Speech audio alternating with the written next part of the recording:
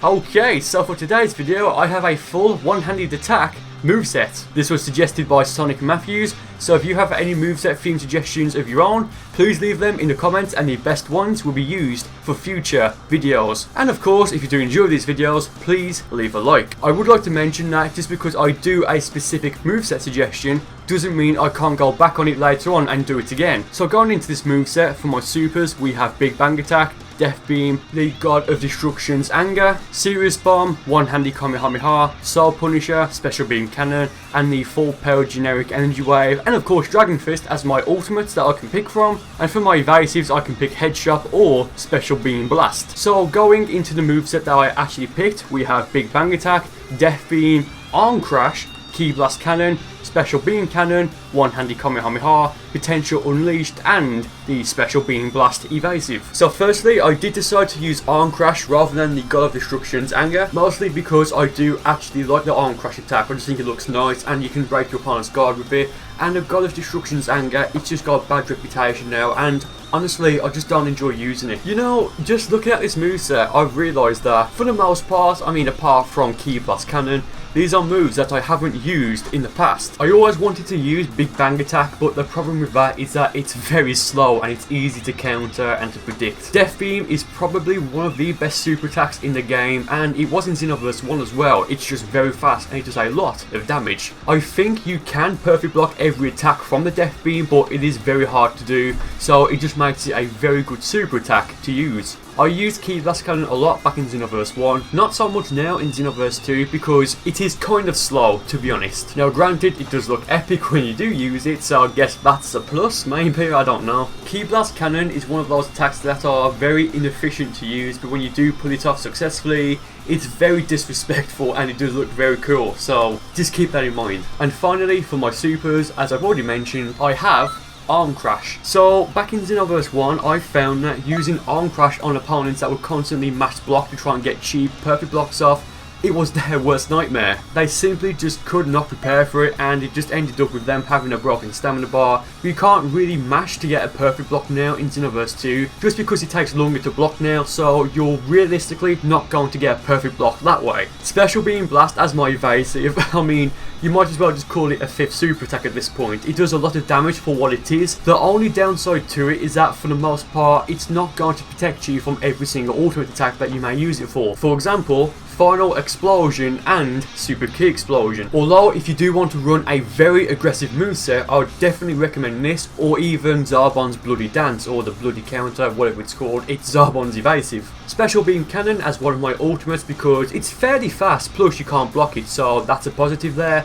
And the One-Handed Kamehameha because, well, I mean, honestly, it's just got one-handed in the name, so I might as well. So as we go into the first fight, my opponent has Super Ki Explosion as one of his ultimates, so like I just said with Special Beam Blast, I need to be careful here because if he catches me in that, I'm not going to be able to use my evasive to fully escape it, so again, I just need to be careful.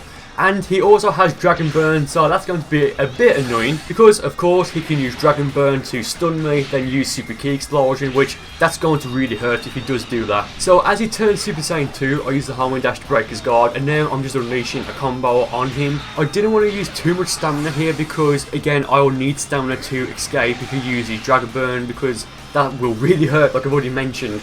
So I did use Death Beam followed up with a few Big Bang attacks just to try and get some damage on him. Something I've been practicing lately is vanishing, then trying to get a perfect block up when they go for the back hit, and I just got it off right there, and it does feel very nice when you do it. So now I sent him flying down and I hit him with the Special Beam Cannon, and now he's going to get the Zenkai boost because of course he's a Saiyan, and my worst nightmare for this match is about to happen now.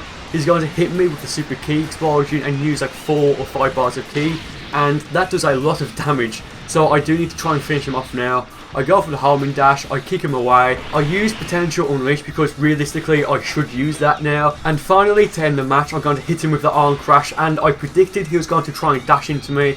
I think he's going to use the Homing Dash, but because we were so close to each other, the Arm Crash just cancelled it out, and I thought that was a very nice finish. So in the next fight, my opponent has Emperor's Death Beam and Neo Tri-Beam, and I'm thinking, well, this guy must be running Kaioken, because you're just not going to run Neo Tri-Beam with Super Saiyan. You're just not going to do that, because that's like running, I don't know, Super Vegeta, and you're a strike character. Like, you're just not going to do it. So after this little combo, I missed with the Ki Blast Cannon. My idea was just to send him flying back, because if you have low stamina, it will send you flying away. So I step vanished as he dashed into me, so now I'm going to use stamina to go behind him, unfortunately, Kappa, and I get him in the basic heavy combo and finish it off with the basic Ki Blast volley. Now here I do dash into him because I notice he vanishes after every few hits, so I'm thinking like I should get his stamina down now and just finish it off, because I do have the feeling he's a new-ish player. But with that being said, the ultimates that he does have on, you don't necessarily unlock them from the very beginning. So now he gets me in a bit of a combo. I decide not to vanish because I knew he was going to vanish here to continue the combo, just because I think he's a new-ish player, like I've already mentioned. Oh, but Burcol, you only fight new players and people who are bad at the game. I have been getting a few comments like this lately, and the best part is, it has only just been a few. And I do just want to talk about this for a little bit, because I just have a feeling that it's something I need to repeat every few months, just for whatever reason. If I have, for example, 4, 5, 6 fights that I can use for a specific video, then I'll use them.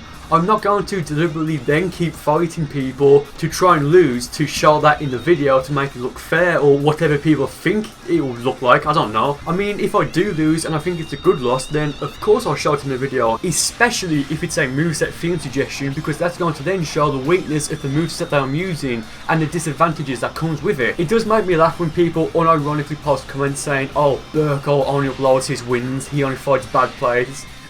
It's like, well, what do you want me to do? Do you want me to upload exactly 50-50 of my wins and losses?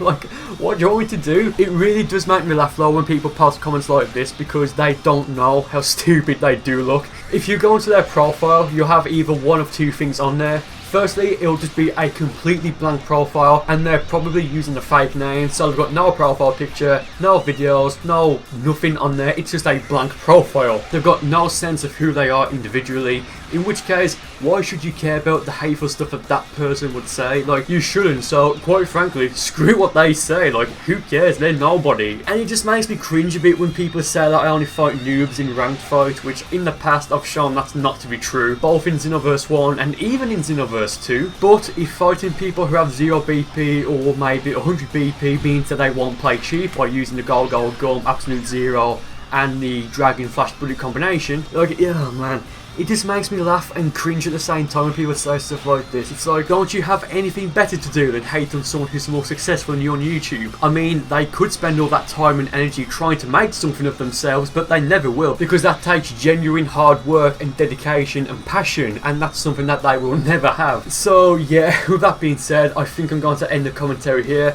There's a few fights left. The final fight was actually really good. It was a no limitations play match fight. So with that being said, thank you guys for watching so far, and I hope you enjoy the rest of the video.